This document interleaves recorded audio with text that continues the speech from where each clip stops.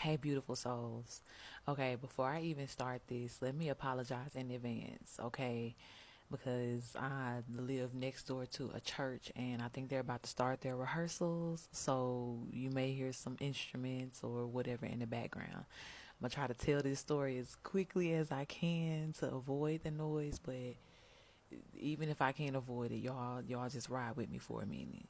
If you are a person that considers yourself to have like a really good relationship with God, with the divine, with the universe, however you choose to call it, then I feel like you absolutely, just like me, you have a point in your life where you can like remember so vividly where you just knew with your whole soul that God had your back, okay? And I want to share with y'all, my moment in time of when I knew, okay? Now, granted, I've had many times in my life, many situations where God has shown up in a way to where I knew it was nobody but, okay? Nobody but God and that miraculous energy. But I think this one for sure is so significant because this happened, towards the beginning of my spiritual journey. Okay, so if you've seen any of my previous videos, you know that I've talked before about being divorced, some of what it was like to go through that or just, different trials and things in my life, right?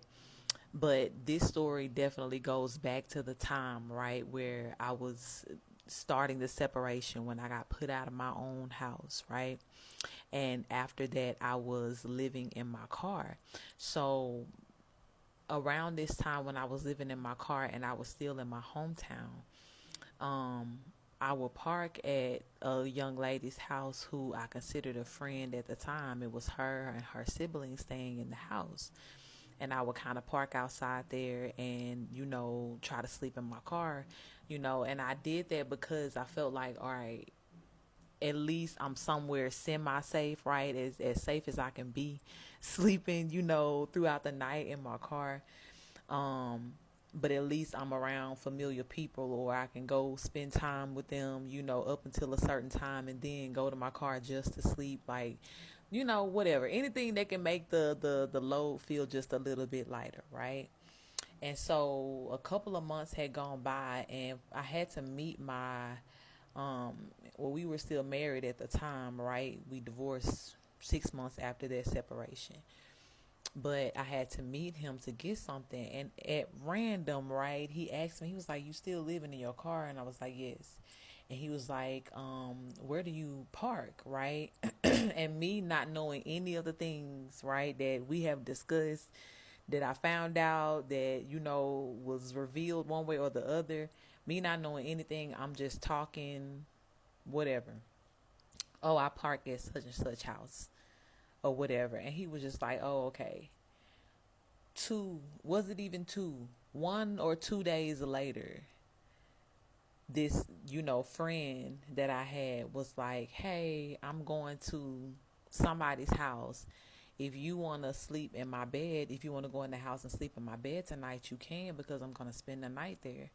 And I'm like, "Okay, cool, right? A night that I get to sleep in the bed versus the front seat reclined of my car, right?"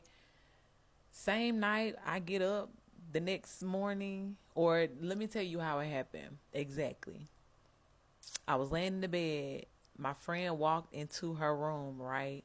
And she was talking kind of loud, and it woke me up.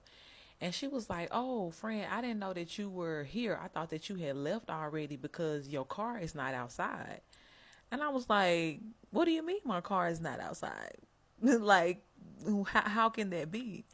And so I go and I open up the blinds or whatever, and my car is not outside. Now, mind you, before this, months at a time, had no issues, no trouble. But the day or two after I tell him where I'm parked, all of a sudden now my car is towed. Now, at this point, at first I was like, maybe somebody stole it. Should I call 911, call the non emergency?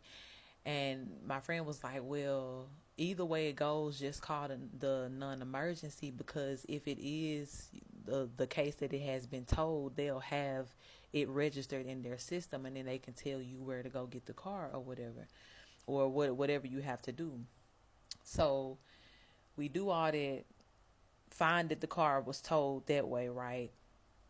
And for a minute, I just kind of sat there and I just had my hands in my face and I was just like sobbing and crying because, again, at this point, I'm already, I'm already at full mercy to the idea or the lifestyle that says I'm having to live in my car. All of the things that I own are in this car. Why y'all just gonna take it? God, like what's going on? Okay. So after that, pull myself together. My friend at the time was like, okay, well, this is what we can do. Like, I'm finna go to work. You can drop me off at work. Um, they'll let you go to the tow lot and at least get your stuff, out of the car or whatever. Um, so you can drop me off at work, take my car, go get your stuff, bring it back to the house. I'm like, okay, cool. So I do that, right? Now, mind you, the whole time that I'm living out this car and this is going on, let me not omit to mention that they had a extra bedroom in the house that nobody was occupying or using. Okay. Now again, check the backstory in my other videos. I was at a place in my life to where I didn't feel worthy enough, to admit or say things like, well, damn, if that was my friend, or if these supposed to be my people or whatever. Of course, if we got a bedroom that we're not using, why not just go there, sleep there? But I digress. I digress.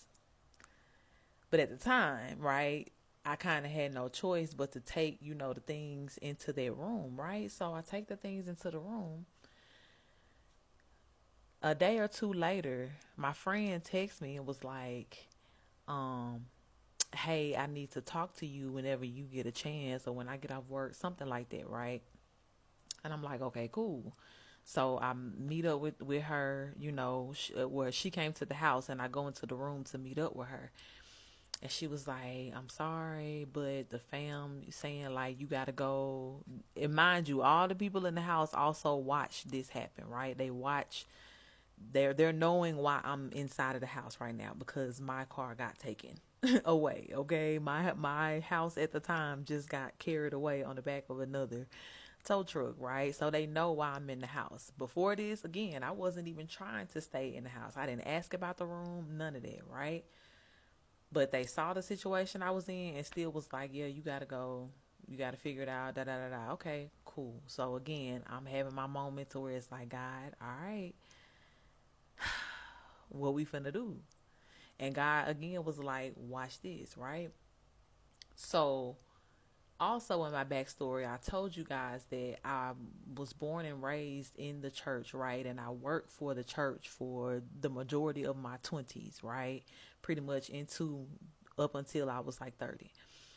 Um, so there was a church that I had worked for before, and it's crazy because I ended up leaving that church because I was going through it so much in my marriage. I used to be the praise and worship leader there, and I was going through it so much in my marriage, and I just couldn't balance, everything at the same time. So I ended up leaving. They called me back, right? Because this was around December. This had to be around like the holidays, November, December. And somebody from the church randomly called me and was like, hey, we want to see about, booking you to sing at our, I think it was a Christmas gala. So it had to be December. We want to see about booking you, to come to sing at that. And I'm like, okay, cool, right? I go to the gala. Everything was copacetic. Everybody was cool, right? The girl who booked me, right, ended up inviting me to lunch one day. And so I go to lunch and I was like, I tell her like, hey, you'll have to pick me up because I don't have my car right now. Something just happened, da da da da, whatever, right? So the sole purpose of this lunch, right, was for us to catch up because again, I worked there, I was cool with them, but I did have to leave suddenly because of everything that was going on. So we go to Chick-fil-A, right? And at this time, again, I don't think so much of myself. So it's hard for me to ask for help. It's hard for me to, show any sign of weakness or let anybody know that I'm going through something, right? But the way it was set up, and I know it was God again, right? The way everything was set up, it was just like the time, and all of this was just days apart. The invite, the lunch, all of this. And so it ended up coming out, right? Because she was asking me what was going on, and I just had to tell her everything. And I was like, I don't know what I'm finna do because they only giving me like this amount of days to figure out, to get out, to do something. I was like, I was living in my car and this and this and this. And she was like, oh my God, no, like we can't let this happen, da da da da da, whatever, right? So she was like, hold on, let me talk to some people. I'm gonna get back with you. I'm like, okay, cool. So I want to say it was like later that night or the next day. She was like, we're pretty much going to get you like an on campus apartment, somewhere that's, near the church, right? Because at that time I told them, I was like, if I don't know what y'all have going on as far as like the praise and worship, but I can come back, because I left, initially because of all of that. But now we separated, you know what I'm saying, getting ready to get the divorce. I'm free, and at this point I need, some sort of work or income, to do what we got to do. So it ended up being a perfect situation, right? This is one of the first signs, the first parts of the biggest signs, right, that God just had my back through and through, right? In a matter of days, all of this happened. That call, that conversation, boom, I'm living in an apartment on campus. Now at this point, I don't so much, need a car, because shortly after what happened is COVID hit, right? Went into quarantine, everything shut down, right? And I got this little apartment space right before all of this happened. So at this time, I was pretty much just staying around the people who brought me in there. We all knew we were clear and good or whatever. So we would still meet up for dinner. They would cook, or we would buy things and eat together. So that plus, we were getting stimmies at the time. We were getting stimmies at the time. We were doing virtual service there, so I still had like a stream of income coming because I was still doing the praise and worship for the virtual, plus a lot of other things just helping with that too. So it was just like God was like, yeah, I got you. Somebody really tried to play you, right? Because again, every if you go back to the backstory, everything that I tried to do to get some leverage, to get growth, to plant a seed, to move forward. When I say, people just kept kicking the bucket out from under me, just kept throwing obstacles my way, right? Just pure hatred, pure hatred, right? Allowing nothing good for me to prosper, right? If they had any control, any way that they could try to stop it, they were going to try. But when I say the way, God was just immediately like, nope, nope, nope, every time, right? So in a matter of days, I went from living in the car to having an apartment, right? So we was getting the stimmies as well too.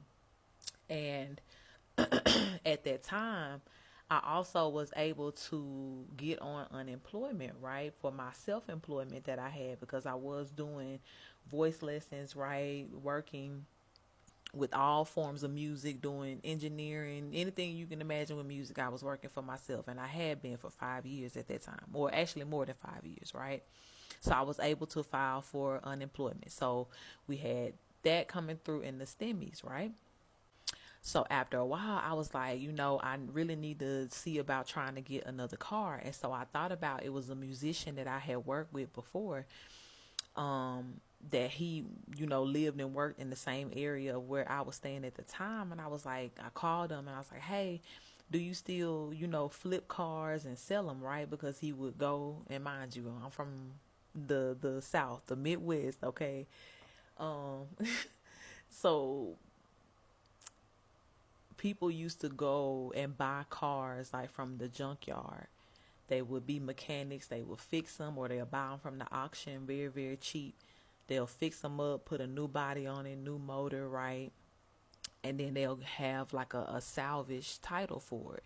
Now, in most cases, and in my case, you couldn't get a legitimate like car tag for a salvage title, because usually to get your car tag on, a car that has been, what's the word I'm looking for, totaled out, right, and then salvaged and repaired, you have to show documentation from every place that you went to get it serviced, every oil change between this year, every maintenance service, so on and so forth. But that's not the case when you have one person that's fixing the car, right? So I hit him up. I asked him about some cars he had, and I was like, okay, cool. This is how much I got. Like, would you be willing to let me put something down on the car that I want?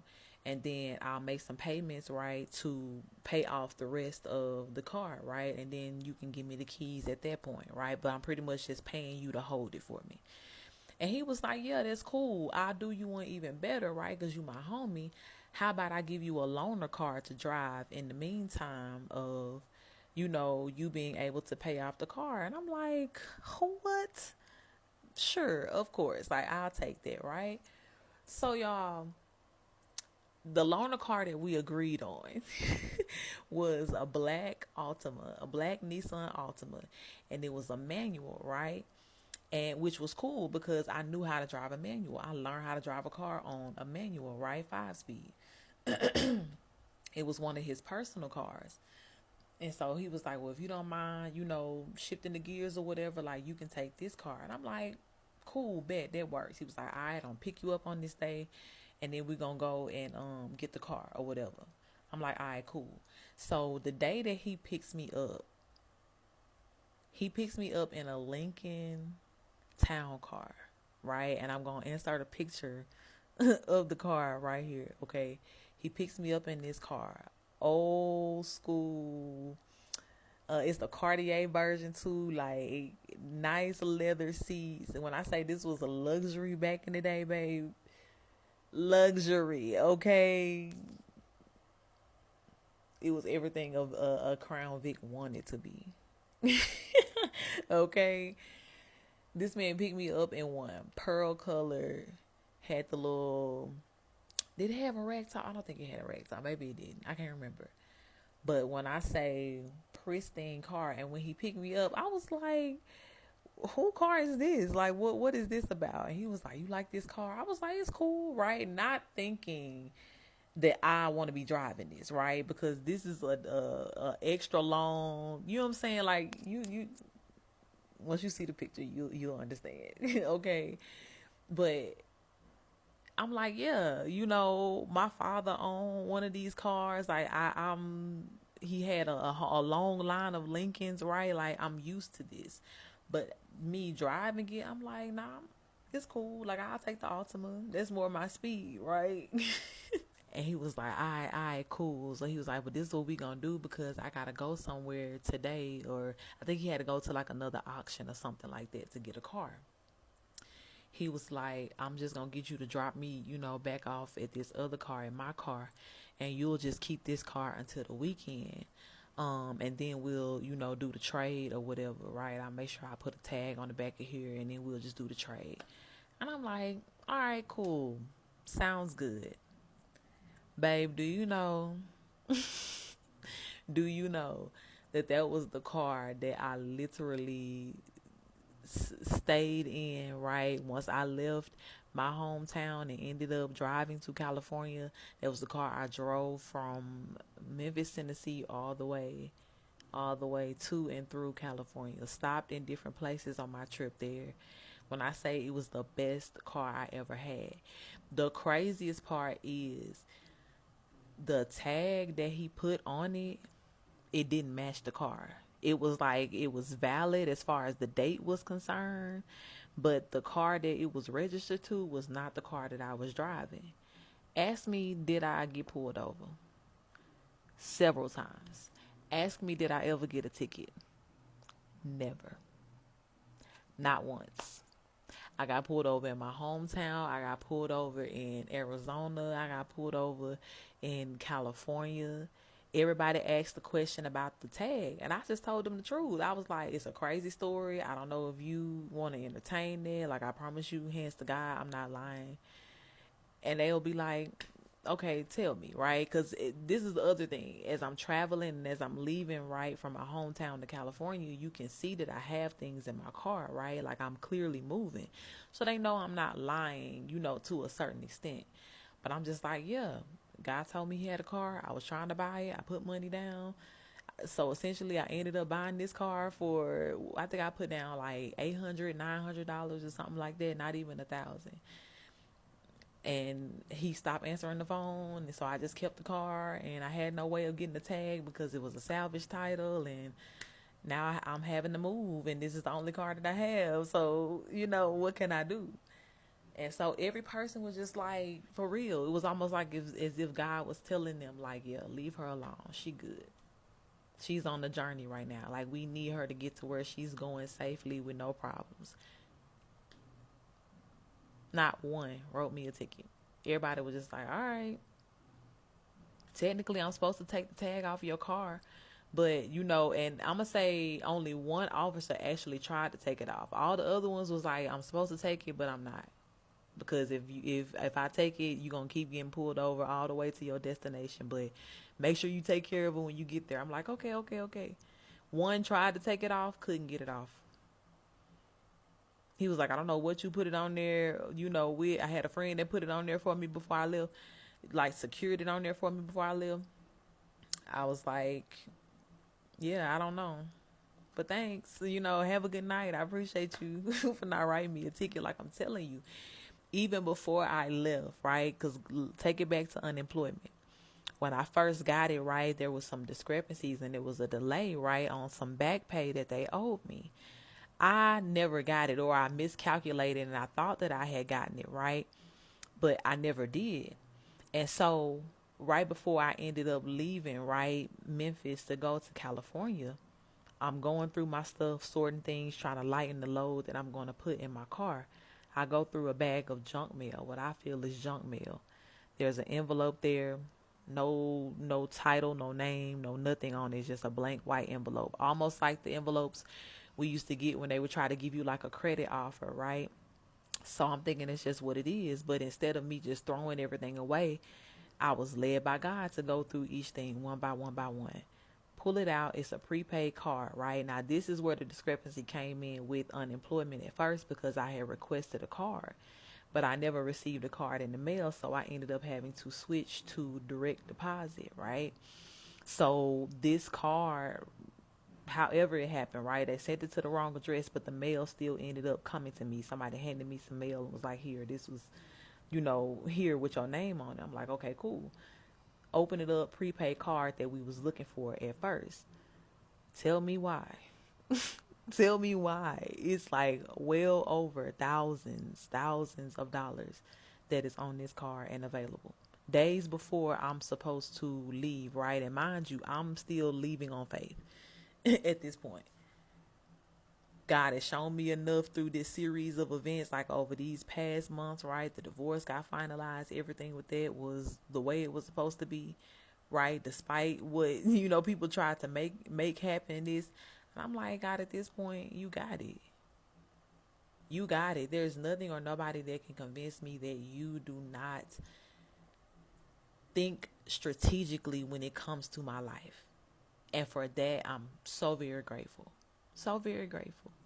So even the way that, those things worked out, right? Like, I was still feeling every bit and every weight, that came along with this journey. I told you the prayer that I prayed, to God to give it all to me at once, because I didn't want to spend my whole life just suffering and going through it.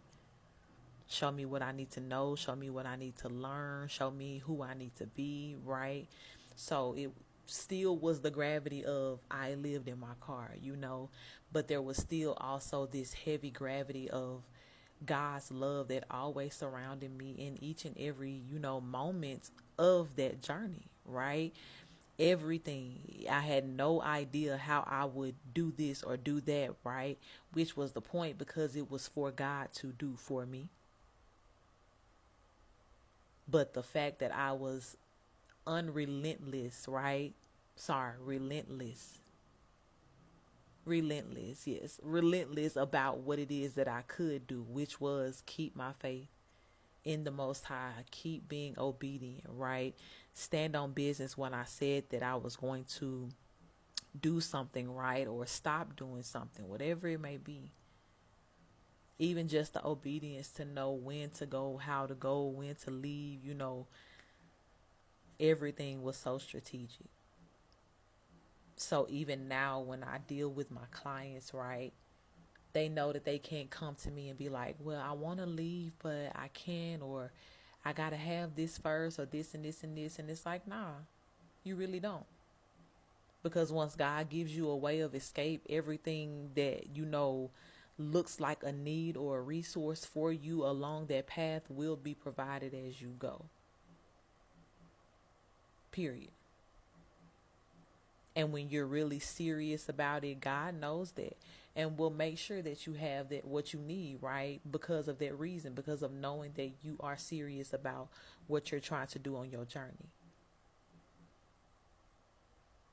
So if you have if you have your moment right in mind where you just saw so clearly the strategy of God working in your life, I want you to take some time.